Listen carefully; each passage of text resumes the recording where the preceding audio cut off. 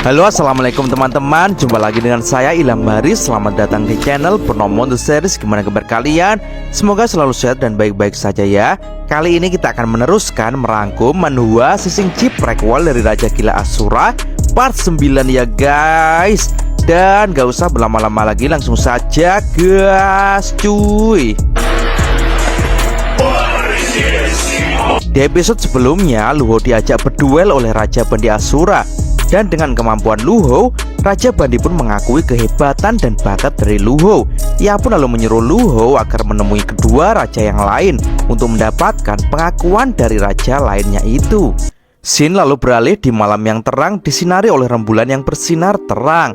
Terlihat seseorang sedang berjalan di atas akar-akar lancip yang menjalar untuk menaiki sebuah bukit. Dan ternyata saat ini Luho sedang berjalan menuju wanita peramal yang merupakan partner dari Raja Karakanta. Di situ wanita peramal pun langsung menyambut Luho dengan berkata, "Akhirnya kau datang juga, sang pengembara Luho. Aku sudah menunggumu." Luho pun lalu balas berkata, "Nona Xinyue, istri dari Raja Karakanta. Legenda mengatakan kalau Anda tinggal di Menara Batu." Xinyue pun menjawab, "Aku tinggal di sini sudah bertahun-tahun, meski aku terjebak di dalam tembok ini. Akan tetapi kabar sudah tersebar." Luho pun lalu berkata, "Semua orang mengatakan kalau Anda bisa melihat masa depan." Xinyue pun lalu menjawab, "Itu tidak benar.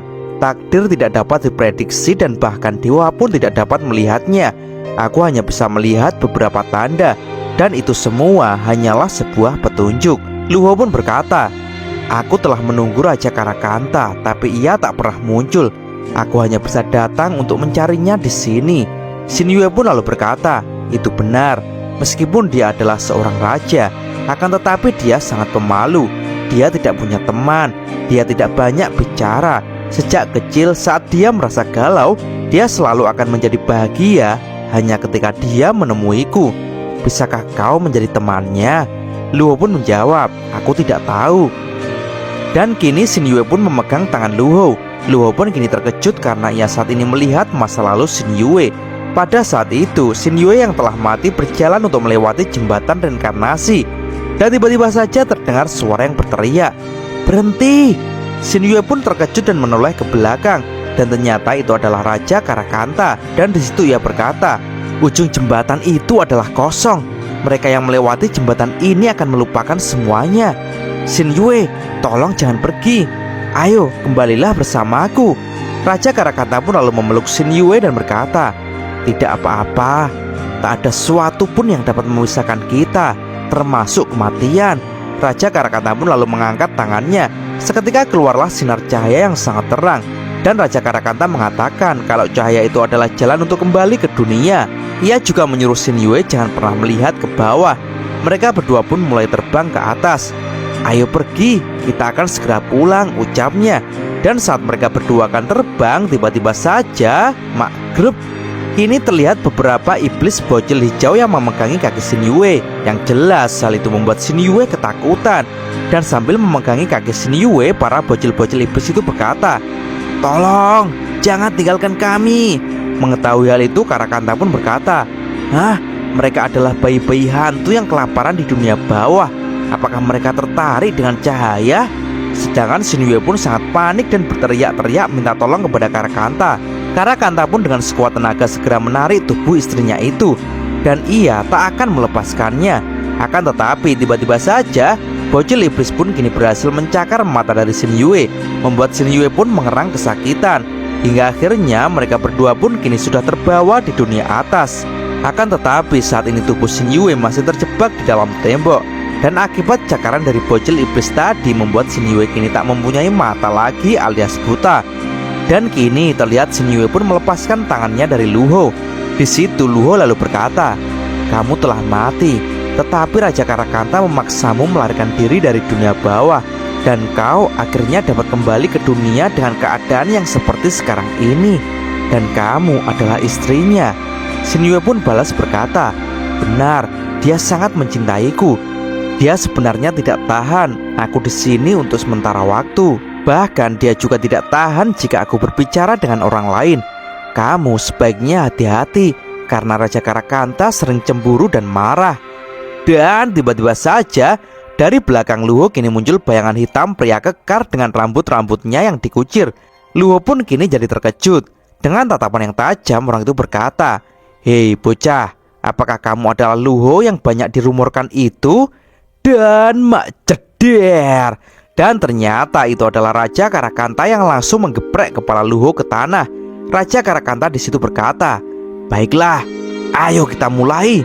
Akan kucongkel matamu terlebih dahulu," ucap Raja Karakanta sambil mengangkat pisaunya untuk mencongkel mata Luho.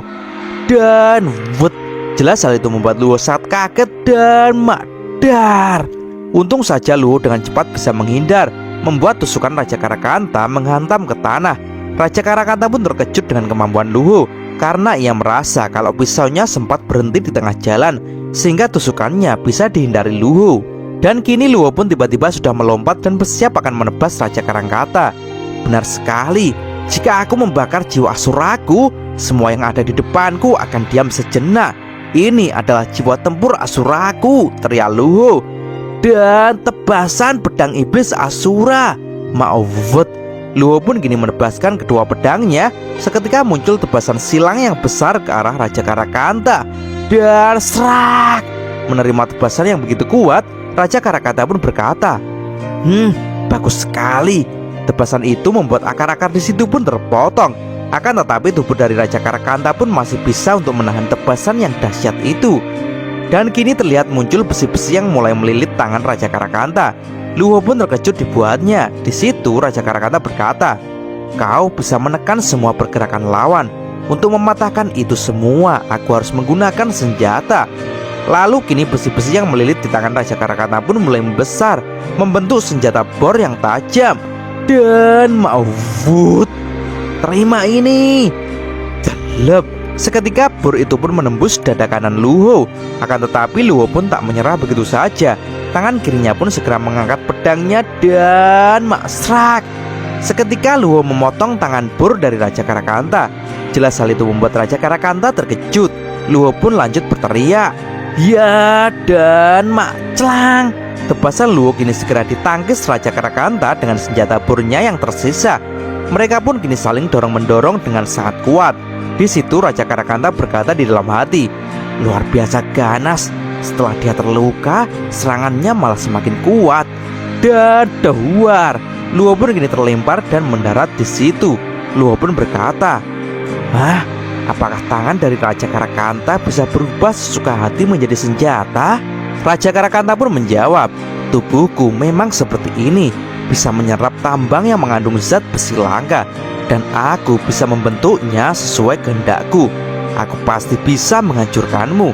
Dan tiba-tiba saja Shin Yue pun berkata, "Hei Raja, dia tidak bermaksud jahat, tolong hentikan. Kau bisa lepas kendali." Raja Karakanta heran kenapa Shin Yue berkata seperti itu.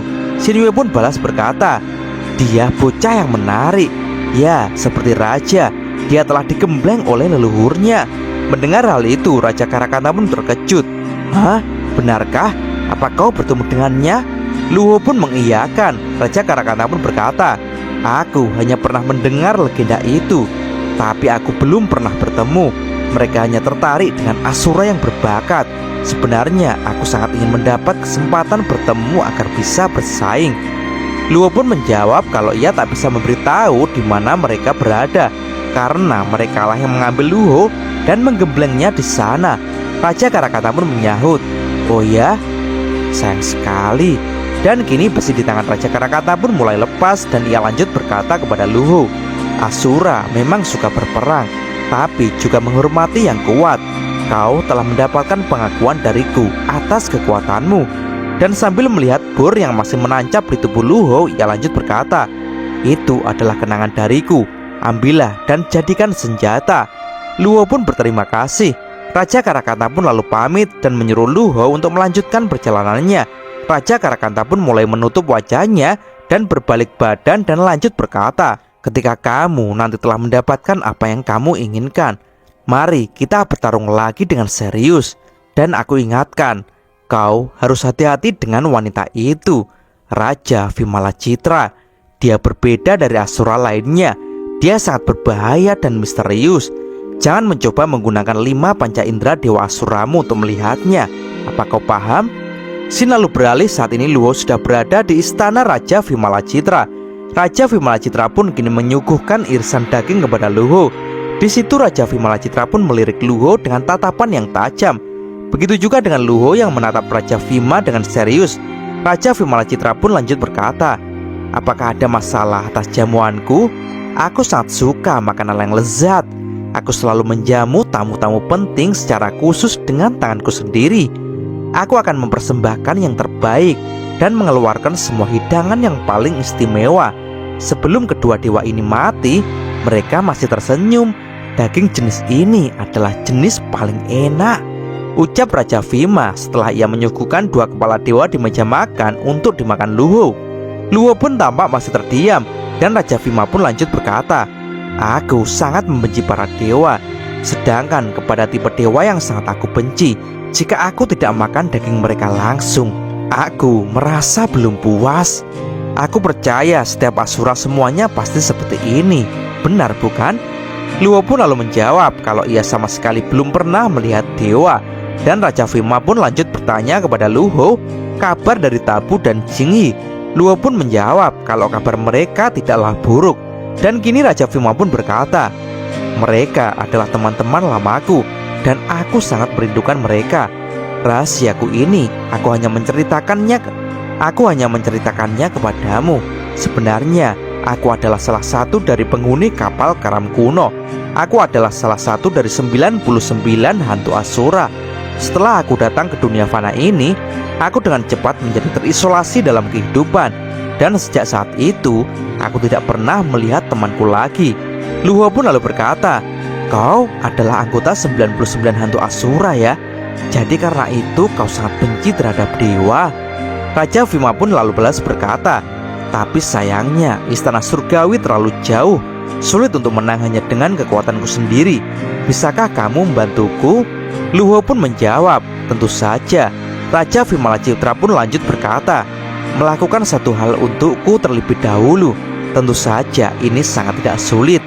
Ambil pisaumu di atas meja, potong kepalamu dan taruh di piring itu." Dan tiba-tiba saja Luho pun mulai mengangkat pisaunya dan meletakkannya di lehernya. "Apakah seperti ini?" ucapnya. Raja Vima pun menyahut, "Benar." Dan benar saja Luho pun mulai mengiris lehernya sendiri dan darahnya pun mulai keluar. Raja Vima pun berkata, "Sebaiknya kau tetap tersenyum." Luho pun tampaknya nurut saja dan terus menggorok lehernya sendiri sehingga darahnya keluar dengan tambah banyak. Luho pun kini mulai merasa panik dan masih sambil menggorok ia berkata, "Tanganku, kenapa tak bisa berhenti?" Luho pun segera berusaha untuk menghentikan tangannya. Dan sambil melihat Luho yang panik, Raja Vima pun disitu berkata, "Awalnya tidak ada rasa sakit. Kenapa? Bagaimana kau bangun dari mantra mimpi manusiaku? Percuma saja, semua tubuhmu sudah kukendalikan." Luho pun sekuat tenaga menghentikan itu, tapi tak bisa. Dia pun lalu mulai ambruk di atas meja. Dan kini tiba-tiba saja tangan kanannya mencengkeram tangan kirinya dengan sangat kuat. Dan jerot, tak disangka Luho pun mencabut tangan kirinya. Jelas hal itu membuat Raja Vima sangat kaget. "Ya ma'wud jalab." Luho pun segera menyabetkan tangan kirinya yang memegang pisau dan langsung menusuk kepala Raja Vimalacitra. Dan ternyata semua ini hanyalah ilusi. Luho pun mulai sadar dan ia saat ini masih tampak terkejut. "Itu tak terjadi. Apa ini semua hanyalah ilusi?" ucapnya. Luho pun segera menoleh ke arah Raja Vimalacitra. Dan kini Raja Vimalacitra pun berkata, "Bagus, sepertinya mereka berdua tidak salah melihatnya. Kau memang berbakat." Luho pun masih tertegun dengan semua ini. Raja Vimalacitra pun kini memasang wajah tersenyum dan lanjut berkata, "Senang bisa ngobrol denganmu. Ayo, makanlah yang banyak." Dengan wajah yang masih serius, Luho pun berkata di dalam hati, "Jika aku tidak bekerja keras untuk melawan ilusi tadi, selamanya aku akan tenggelam dalam mimpi dan tak pernah bisa keluar." Lalu kini terlihat piring Luho pun sudah kosong. Ia pun lalu beranjak dan pergi dari situ sambil berkata, "Aku telah makan semua daging dan aku akan pergi." Tampaknya dia sangat puas melihatku.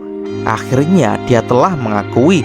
Raja Vimalacitra pun lanjut berkata kepada Luho yang berjalan pergi, Ingatlah, dewa adalah musuh abadi kita. Luo pun hanya terdiam saja. Kini Luo pun terus mengembara, masuk dari kota Asura yang satu ke kota Asura yang lain.